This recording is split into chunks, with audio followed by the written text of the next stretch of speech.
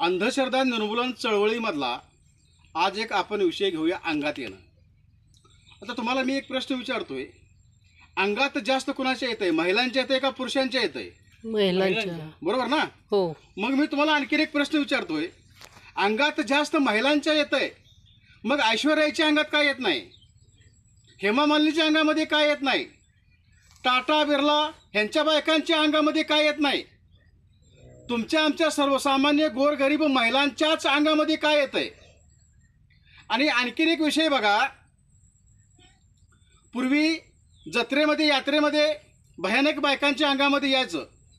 ते आमच्या चळवळीमुळं, आमच्या समाजकार्यामुळं त्याचं प्रमाण फार कमी आलं.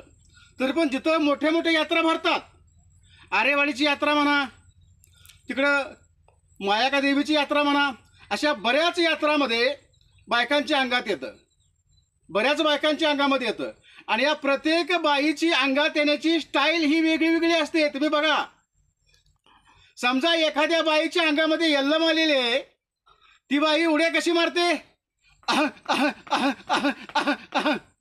आणि समजा एखाद्या बाईच्या अंगामध्ये म्हाकूबाई आलेली आहे, ती बाई उड्या कशी मारते?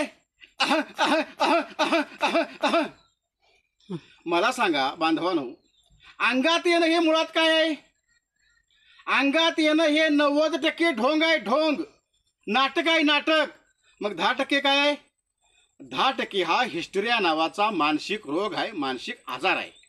आपण जर मानसोपचार तज्ञ यांच्याकडे गेलो तर हाही आजार पूर्णपणे बरा होतो, हे लक्षामध्ये ठेवा. बांधवांनो, तुम्हाला जर माझा व्हिडिओ आवडला असेल, तुम्हाला जर व्याख्यान माझं कुठं पाहिजे असेल, तर माझ्या व्हिडिओच्या खाली माझा फोन नंबर आहे, माझा पूर्ण पत्ता आहे. आपण मला कॉल करू शकता. जय हिंद, जय महाराष्ट्र.